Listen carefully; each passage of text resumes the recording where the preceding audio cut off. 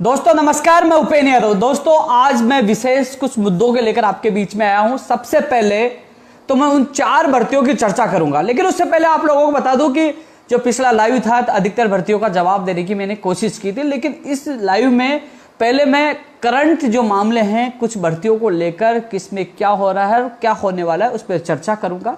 उसके बाद मैं लास्ट में जब लाइव मेरा समाप्त होगा उससे कुछ समय पहले आपके कुछ सवालों का जवाब दूंगा। अभी आप लोग सवाल जो आप कहेंगे उसका जवाब नहीं दे पाऊंगा, उससे पहले मैं कुछ विषयों को लेकर चर्चा करूंगा।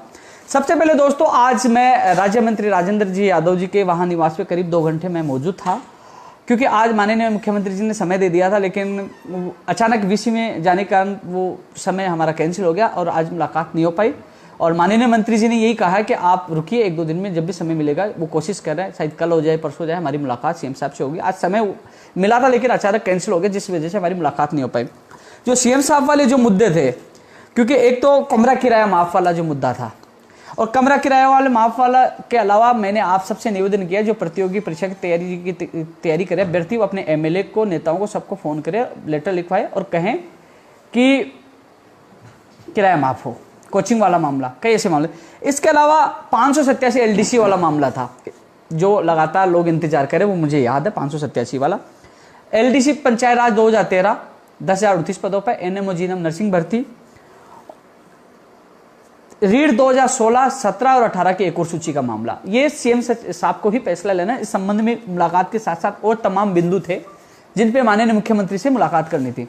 लेकिन दोस्तों समय मिलेगा, मुलाकात भी होगी, लंबित भर्तियां, नई भर्तियां, या तमाम विषयों को लेकर माननीय मुख्यमंत्री जी से हम बात करेंगे, उनके सामने निवेदन रखेंगे। बात तो क्या करेंगे, बहुत हमारे सम्मानीय व्यक्ति हैं, हम निवेदन करेंगे, प्रार्थना करेंगे, क्योंकि हमारे प्रदेश के मुखिया है और उनके निर्देशन में, उनकी मॉनिटरिंग में ही आपने देखा होगा लगातार भर्तियों में तेजी आई है। तो उनके सामने बात रखेंगे इन भर्तियों को, तमाम भर्तियों के लिए जिनका नाम लिया, उसके अलावा अन्य और मुद्दे हैं, अन्य और लंबित भर्तियां, उनकी बात रखने के लिए समय मांग रहे हैं। जैसे समय मिलेगा उनकी बात रखेंगे। मैं चर्चा करूंगा एलडीसी से लेकर जो तमाम मेरे पास इश्यू, चाहे आरपीएससी की भर्तियां, चाहे आपके अधीनस्थ बोर्ड की भर्तियां हैं, चाहे और अन्य विभाग की भर्तियां, उनके लिए चर्चा करूंगा। रीड शिक्षक भर्ती 2020 की भी चर्चा करूंगा। लेकिन उससे पहले मैं 4 वो भर्तियां जो लैब टेक्नीशियन हो, चाहे ग्राम सेवक भर्ती हो, चाहे वाहन उपनिरीक्षक जो भर्ती थी उसकी परिवहन विभाग की, और इसके अलावा जो आपकी जूनियर अकाउंटेंट जो 4 भर्तियां आई थी, उनकी अभ्यर्थना अधीनस्थ बोर्ड में पहुंच चुकी थी, लेकिन उनमें कुछ थोड़ी कमियां उनको अधीनस्थ बोर्ड को मिली, तो उन्होंने वापस संबंधित विभाग को वापस भेजी है। काफी लोग पूछते हैं कि विज्ञप्ति कब आएगी, तो वो विभाग वो कमियां दूर करके वापस भेजेगा, तभी ही वो उसकी विज्ञप्ति जारी होगी नई 4 भर्तियों के लिए। आपके सामने करंट ये न्यूज है कि अधीनस्थ बोर्ड ने वापस संबंधित विभाग को वो भर्तियां भेजी है। इसके अलावा स्टेनोग्राफर के मामले में कई लोग कह रहे हैं कि हमारी संशोधित अभ्यर्थना कब तक अधीनस्थ बोर्ड पूछेंगे। उन अभ्यर्थियों के लिए मैं ये कहना चाहूंगा दोस्तों, इस बार एआरडी विभाग कोई गलती करना नहीं चाहता, क्योंकि पिछली बार उन्होंने अधीनस्थ बोर्ड को जो संशोधित अभ्यर्थना भेजी थी, कुछ कमियों के कारण वो आरक्षण में जो पदों का वर्गीकरण में जो गड़बड़ी आई थी उसकी वजह से वापस भेजा, और अभी तक उसमें 2-3 महीने आपको लटकना पड़ गया। इस बार वो बारीकी से जांच कर रहे हैं और कल तक सीएमओ में आप कल या परसों, कल भी हो सकता है, कल संभावना कल की ज्यादा, या परसों तक आपकी फाइल सीएमओ में जाएगी। मैं कोशिश करूंगा सीएमओ से जल्द अप्रूवल करवाकर वापस अधीनस्थ बोर्ड में पूछाने के लिए। मुझे पता है लेट हो रहे हैं, देरी हो रही है, लेकिन आप चिंतित हो, लेकिन यदि पारदर्शिता रहे, किसी प्रकार की आगे समस्या नहीं आए, एक दिन चाहे उसमें देर हो जाए, लेकिन आपके हित में है। तो दोस्तों अपडेट जैसे ही अधीनस्थ बोर्ड चली जाएगी मैं आपको बता दूं। पहले संभावना इस वीक की थी, अधिकारियों से मेरी बात हुई, उन्होंने कहा कि हम नहीं चाहते कुछ गड़बड़ी हो, फिर वापस अधीनस्थ बोर्ड से अभ्यर्थना आए, 1-2 दिन ज्यादा लग जाए, लेकिन जल्द से जल्द पूछाने की कोशिश करें। ये स्टेनोग्राफर भर्ती के लिए है। इसके अलावा दोस्तों जो आज सुनवाई कृषि प्रेक्षक, महिला सुपरवाइजर, महिला आंगनबाड़ी अधिकारिता विभाग की और प्रयोगशाला सहायक, एक आरएस भर्ती 2018 और एक फायर में ड्राइवर की, ये 5-6 भर्तियां कोर्ट में उलझी हुई है। दोस्तों 12 जून तारीख मिली है, क्योंकि राम सिंह वाला केस हो, चाहे संध्या वाला केस हो, चाहे पूजा गोदारा वाला केस हो, ये सब का मामला एसटीएफ का है। दोस्तों 12 जून को सुनवाई, आज सुनवाई नहीं हो पाई, क्योंकि मेरे एडवोकेट साहब से बात हुई थी कि जब सुनवाई चल रही थी उस दौरान, सुनवाई के दौरान कुछ अभ्यर्थियों को कई लोगों के कॉल आए, तो उनका कॉल डिस्कनेक्ट हो गया। तो आपसे निवेदन है जब से सुनवाई है कोई भी एडवोकेट साहब को परेशान नहीं करे और 12 जून को सुनवाई है। इसके अलावा आपके लिए है कि मैंने लगातार सीएमओ के अधिकारियों से बात की है, अब यही है कर्ची परीक्षा की भी ज्वाइनिंग एसटीएफ के कारण अटकी हुई है। विभाग की तरफ से पूरी तैयारी है, लेकिन इसके लिए आप कल या परसों में सरकार की तरफ से इसमें अर्ली हियरिंग की एप्लीकेशन संध्या वाले केस में लगा दी जाएगी। चाहे संध्या का मामला हल हो, चाहे राम सिंह का मामला हल हो, चाहे पूजा कोदरा का मामला हो, मामला एक है। एक मामले में निस्तारण हुआ, एक में स्टे हटा, तीनों में हट जाएगा। तो दोस्तों इसमें एप्लीकेशन जल्द से जल्द लगाने की कोशिश की जा रही है। और एक और इसमें एडवोकेट अतिरिक्त महाधिवक्ता को भी हम करवाने की कोशिश करें कि उनको भी उतारा जाए, जिससे जिस प्रकार कृषि परीक्षक में जो सवालों का जो मामला था, प्रश्नों का जो मामला था, उसमें स्टे हट गया, क्योंकि उसमें भी अतिरिक्त महाधिवक्ता और उतारा गया था। तो इसमें हमारी कोशिश है एक और अतिरिक्त महाधिवक्ता उतारी जाए। सीएमओ के अधिकारियों से मेरी बात हुई है, सचिव साहब से बात हुई है, इसमें अधिकारी एडवोकेट भी उतारा जाए और इसमें अर्ली हियरिंग के लिए प्रार्थना पत्र लगाया जाए, जिस प्रकार आरएस भर्ती 2018 में लगाई गई। आरएस भर्ती 2018 जो 10 जून से जुलाई में जा चुकी थी, उसकी भी 16 जून से पहले सुनवाई हो जाएगी, उसमें भी प्रार्थना पत्र लगवा दिया गया है। तो ये चारों भर्तियों के संबंध में आज की यही ताजा अपडेट है। अर्ली हियरिंग के लिए संध्या वाले केस में जल्द से जल्द एप्लीकेशन लगाई जा रही है। अतिरिक्त महाधिवक्ता भी करवाने के लिए हम पूरी कोशिश करें। माननीय मुख्यमंत्री जी तक भी आपकी बात की है, सीएम सचिव साहब इसमें एक्टिव हैं, वो उन्होंने एडवोकेट सब कई लोगों से बात की है।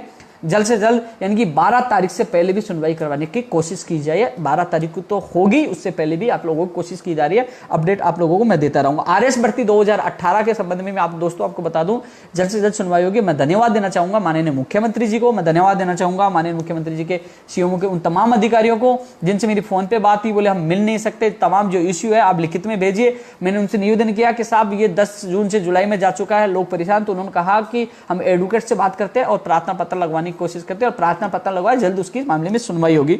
ये और फायर के जो ड्राइवर थे 193 पद, इस मामले में जुलाई में सुनवाई है। जुलाई के फर्स्ट वीक में सभी एडवोकेट्स और सीएमओ अधिकारी से मिलकर इस भर्ती को निकलवाने की पूरी कोशिश करेंगे।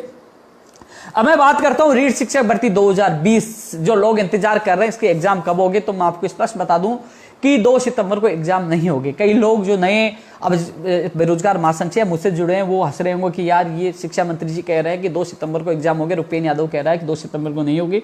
समय आने के बाद आपको पता लग जाएगा, जैसे समय बीतेगा 2 सितंबर आएगी पता लग जाएगा, क्योंकि कि मेरी बात झूठी साबित होती है, सही साबित होती है। लेकिन शिक्षा मंत्री जी ने यही कहा है प्रस्तावित है, क्योंकि अभी तक पैटर्न अभी तक डिसाइड नहीं हुआ। पैटर्न 2 तरीकों को लेकर अभी पेंडिंग है, जिसमें निर्णय होना बाकी है कि 90-10 किया जाएगा या विषय का एक और पेपर होगा लेवल 2 में, और रीड का कितना वेटेज होगा और यदि विषय का पेपर किया जाए तो उसका वेटेज कितना होगा, इस पे फाइनल निर्णय होना बाकी है। इसके अलावा वेटेज खत्म करने का वादा माननीय मुख्यमंत्री जी ने किया था, माननीय शिक्षा मंत्री जी ने किया था और कांग्रेस के घोषणा पत्र में था। मैं धन्यवाद देना चाहूंगा पूरी सरकार को जिन्होंने वेटेज हटाकर बेरोजगारों को न्याय प्रदान किया, क्योंकि अभी तक पैटर्न इसलिए जारी नहीं हो रहा क्योंकि वो वेटेज की समस्या नहीं होती तो पैटर्न जारी, वो पहले वाला पैटर्न रहता और अभी तक पैटर्न जारी हो जाता। लेकिन सरकार आप लोगों को राहत देना चाहती है, जो हम लगातार 2 साल से संघर्ष कर रहे थे, कई बार जेल भी गए थे कि फर्जी डिग्री वाले वेटेज का फायदा उठाकर नौकरी लग जाते हैं। तो सबसे बड़ा फायदा आप लोगों को हो रहा है, इसलिए पैटर्न में देरी हो रही है,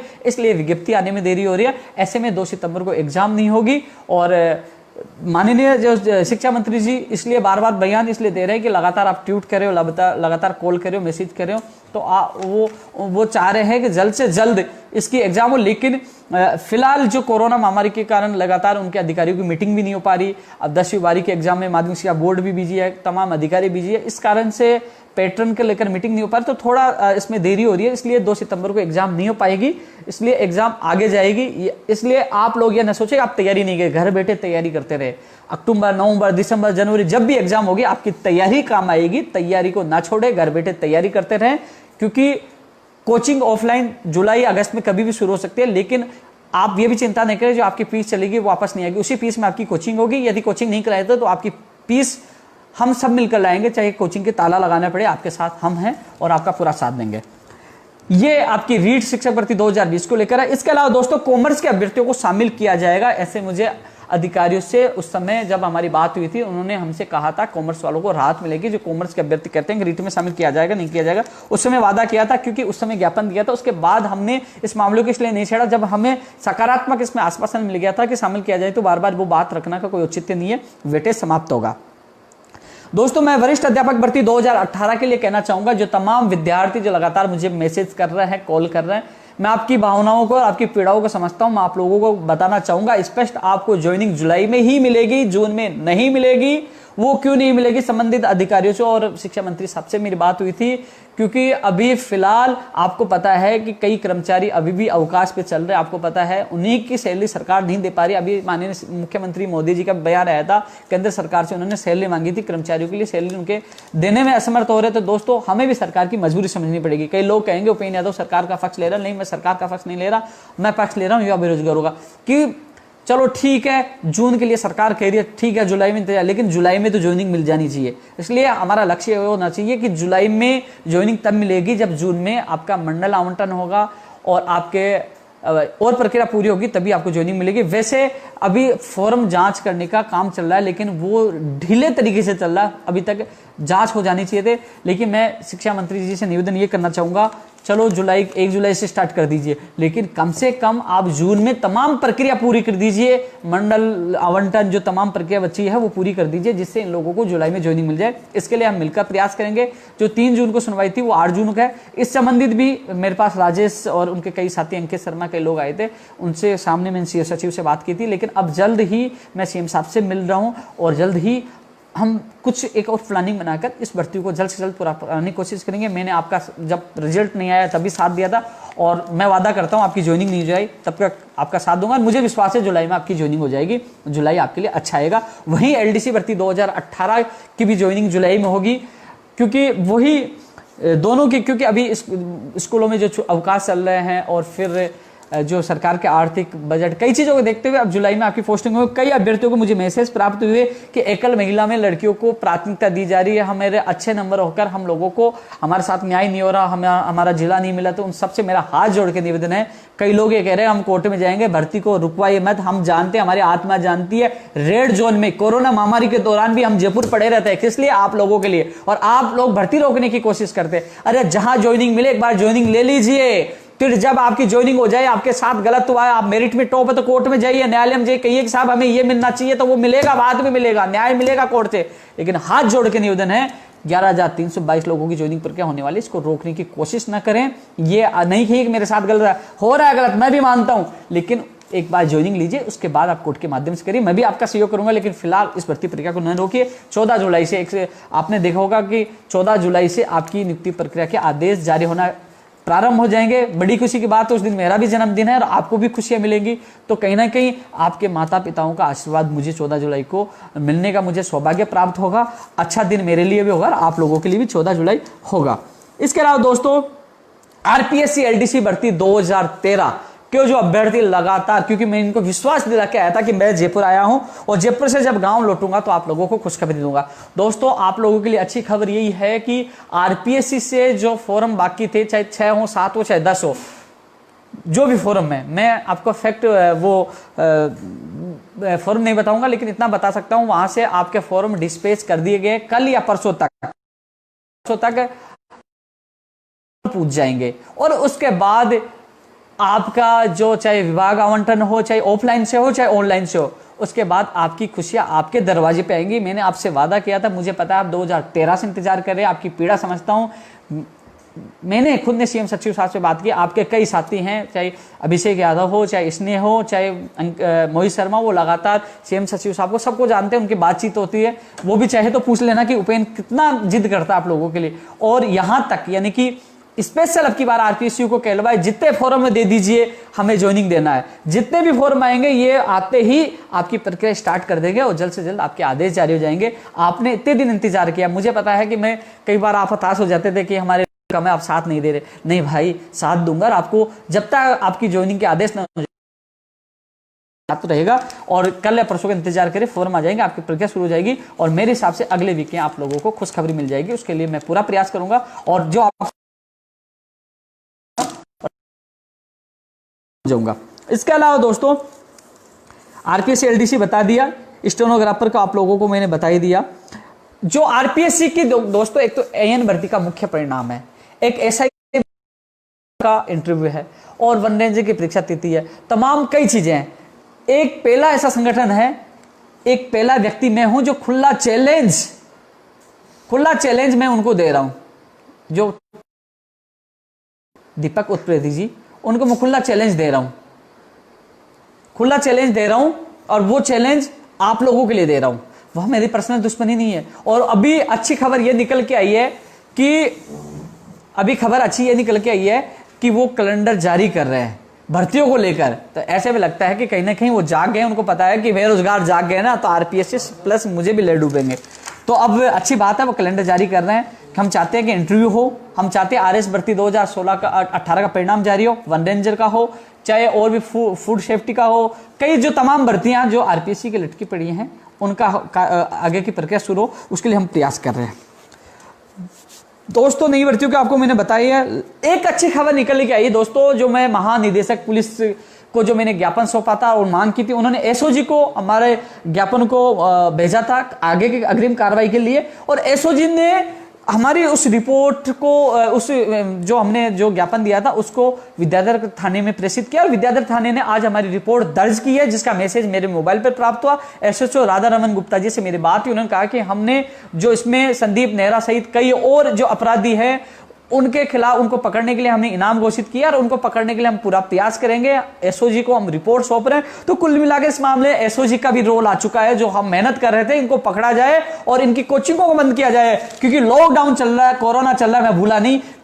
हमारा लक्ष्य यह है कि मदर्स की सारी कोचिंगों को सील किया जाए, संदीप नेहरा सहित जो कांस्टेबल शिव भगवान सहित सभी दोषियों को पकड़कर जेल में डाला जाए, उनके खिलाफ कड़ी से कड़ी कार्रवाई की जाए। वो मांग आज भी है, कल भी है। जब तक उनके खिलाफ कार्रवाई नहीं होगी हमारी मांग जारी रहेगी। हालांकि धमकियां मिली है, धमकियों से उपेन्द्र यादव डरने वाला नहीं है, चाहे आप गोली निकलवा दीजिए। न डरूंगा, न डरा था, लड़ूंगा, और कई लोगों के अभी तक तो पोल भी खोलूंगा, और कई लोगों को जेल में भी डालने का कार्य हम सब मिलकर करेंगे, क्योंकि वो जेल में जाएंगे। तो अब पुलिस ने एक्शन लिया, धन्यवाद मैं विद्याधर नगर थाने को, एसएसजी को भी देना चाहूंगा।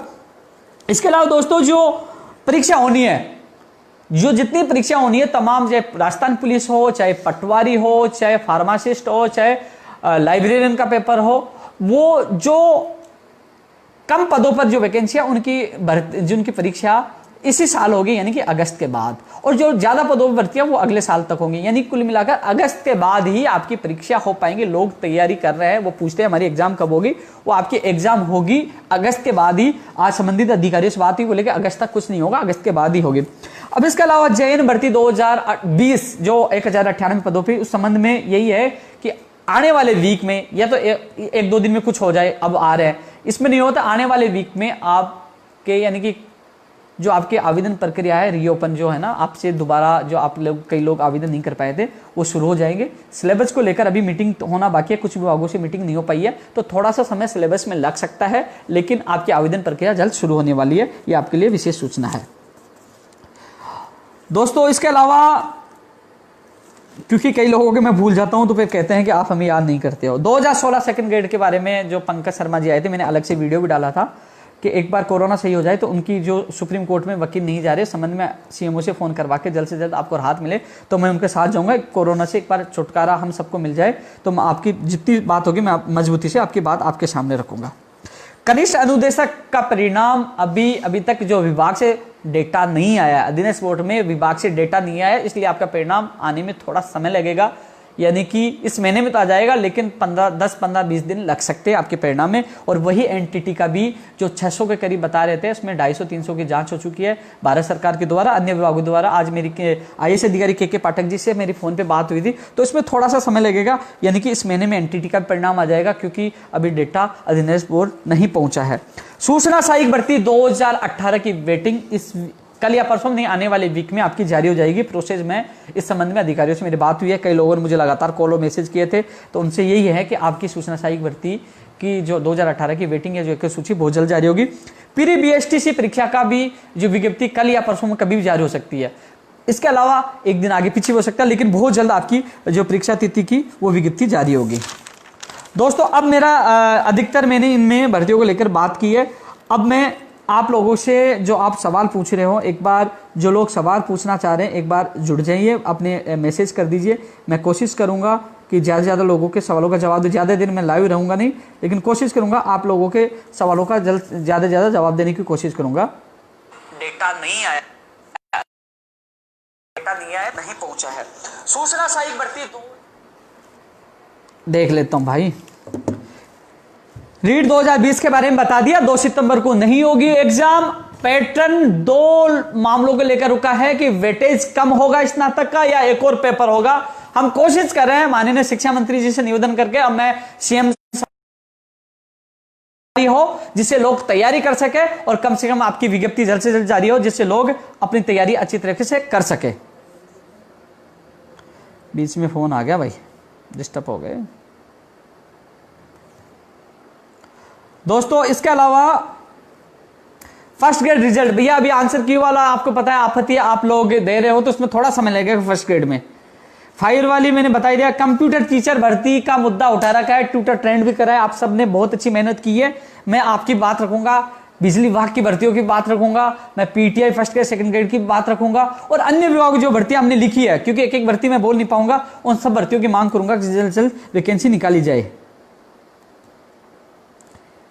एग्रीकल्चर सुपरवाइजर के बारे में बता दिया, पटवार एग्जाम के बारे में बता दिया। सुनील दोरा बोरा रीट का विज्ञापन कब आएगा, वही तो मांग कर रहे हैं। हम लगातार प्रयास कर रहे हैं मीडिया के माध्यम से, सोशल मीडिया के माध्यम से, लेकिन यदि कोरोना सही रहा तो इस महीने में रीट का विज्ञापन इस महीने में जारी हो जाएगा, क्योंकि मीटिंग होना बाकी है और उस मीटिंग में पैटर्न तय होगा और उसके बाद आपका सिलेबस जारी होगा, वो विज्ञप्ति जारी होगी। रीट 2016 साइंस मैथ, इसके अलावा अंग्रेजी का भी है। मैंने अभी कहा सीएम साहब से मैं कुछ जो सीएम साहब के स्तर पर निर्णय होने हैं वो बात मैं जरूर रखूंगा, मुझे पता है इस चीज का। कृषि परीक्षा वाली मैंने बात बता दी, कल आपके कुछ साथी आ रहे हैं उनसे बैठकर मैं और बात करूंगा। सोनू भाई मंडल आवंटन की बता दी, रोज रीट 2016 सीएम साहब से मिलना है बाकी।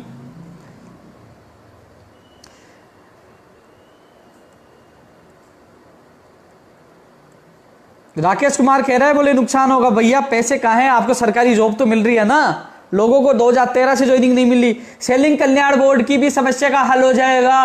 कल से मुझे डब्ल्यूआरडी वाले लोग इतने कॉल और मैसेज कर रहे थे एलडीसी भर्ती 2018 के, आज उनका मामले का निस्तारण करवा दिया, उनके आदेश जारी हो गए, लेकिन एक ही व्यक्ति ने फोन नहीं किया कि हमारा जारी होगा। नहीं, इतना फोन किया, इतने मैसेज आए, मैं इतने, क्योंकि वास्तव में सबसे ज्यादा मैसेज करके मैंने कहा भैया इंतजार करिए आपका काम हो जाएगा। वही बात मैं सैनिक कल्याण बोर्ड वालों को कहना चाहूंगा, जिन जिन विभागों में दिक्कत है उन लोगों को कहना चाहूंगा, और भी अन्य विभाग हैं, चाहे संस्कृत एजुकेशन वाला मामला हो, चाहे प्राविधि वाला मामला हो, जो जो विभाग है, मुझे अभी पंकज जी ने भेजा था, उन विभागों की मैंने सीएमओ में शिकायत कर दी है कि ये इनमें लापरवाही है। तो दोस्तों मुझे पता है, मैं लगातार सीएमओ और एआरडी के अधिकारियों के संपर्क में और आपकी बात मजबूती से रख रहा हूं। धीरे धीरे एक एक विभाग की समस्याओं का निस्तारण हो रहा है। पहले शिक्षा विभाग का हुआ, डब्ल्यूआरडी का हुआ, तो धीरे धीरे चल रहा है। थोड़ा सा संयम रखे, होगा, मैं आपके साथ और आपकी बात मजबूती से रख रहा हूं। आप एक ही व्यक्ति मुझे 50 मैसेज करोगे, 50 कॉल करोगे। मैं भी आज सुबह जब मंत्री जी के था, उसके बाद मैं कुछ एडवोकेट्स के पास था, लगातार कॉल आ रहे थे, मैं कॉल उठाऊं या बात करूं,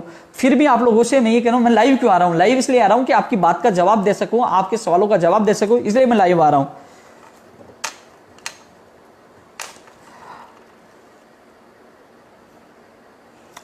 शैलेश जोशी जी, आपके टीएसपी जनरल एलडीसी जो बैकलॉग वाला है, इसमें भी मैं आपकी बात रखूंगा।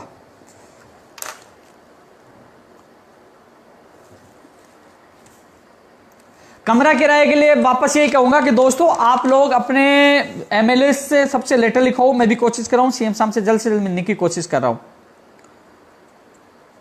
फर्स्ट ग्रेड 2020 की वैकेंसी आने से सही है, शिक्षा मंत्री जी का वादा था, ये भी लेटर लिखेंगे, लिखा है व्याख्याता का, और कोशिश करेंगे जल्द से जल्द वैकेंसी आपकी आए। दोस्तों आप लोगों की मैंने चीजें देखी है, आप लोगों को एक चीज और बताऊंगा कि जयपुर में यह स्थिति है, कोरोना बहुत भयंकर स्थिति से फैल रहा है, रेड जोन बन चुका है एक तरह से पूरा। और मैं खुद मेरे गांव से, मेरे परिवार वाले भी चिंतित है कि तू रेड जोन में जयपुर पड़ा हुआ है, लेकिन कुछ लोगों से मिला भी हूं मैं ऑफिस में अब। लेकिन मैंने सोचा, क्योंकि कोरोना जिसको हो जाता है ना, पता है लोग उसको बहुत गलत नजर से देखने लग जाते हैं, कोरोना को, केवल कोरोना हो गया, फैलाएगा, ये कर देगा। लेकिन मैं आप लोगों के खातिर, मैं तो गांव में आराम से बढ़िया छाछ दूध मिल रहा था, आराम से घूम रहा था, गांव में अच्छी तरह रह रहा था, लेकिन यहां मैं एक मकान में कैद हो गया, कभी ऑफिस, कभी मैं मंत्री जी के, कभी एडवोकेट साहब के। आप लोगों के लिए कोशिश कर रहा हूं, मैं आपकी पीड़ा समझता हूं, इसलिए खुद को रिस्क में डालकर आप लोगों की बात पूछाने के लिए, आप लोगों को राहत दिलाने के लिए मैं पूरी कोशिश कर रहा हूं। एक इसके अलावा दोस्तों मैं आपसे फिर एक बात कहना चाहूंगा कि मैं उपेन यादव ऑफिशियल नाम से मेरा ट्विटर अकाउंट है, वहां अधिकतर जो भी मुझे अपडेट मिलती है मैं तुरंत वहां ट्वीट करता हूं, तो आप वहां सीधे जुड़ सकते हो, देख सकते हो, क्योंकि वहां सबसे पहले आपको अपडेट मिलती रहेगी, मुझसे जुड़े रहोगे आप। स्पेशल कंप्यूटर शिक्षक के लिए अलग से लेटर दो, देंगे भाई, आपके लिए अलग से देंगे, आपका कैडर बनाया है तो वो भी देंगे। विद्यालय सहायक सुप्रीम कोर्ट में लंबित है भाई, करेंगे इसके लिए भी। पंचायत सहायक के लिए लेटर लिखा है। एसआई का इंटरव्यू, सही है भाई। रामजीलाल मुकदमे में सीएम साहब के निवेदन करेंगे, मेरे पास वो लेटर लिखा हो आप वाला। ठीक है दोस्तों, आप सबसे मैं जुड़ा, आपको हर भर्ती से अपडेट करवाया, नई भर्तियों से अपडेट करवाया।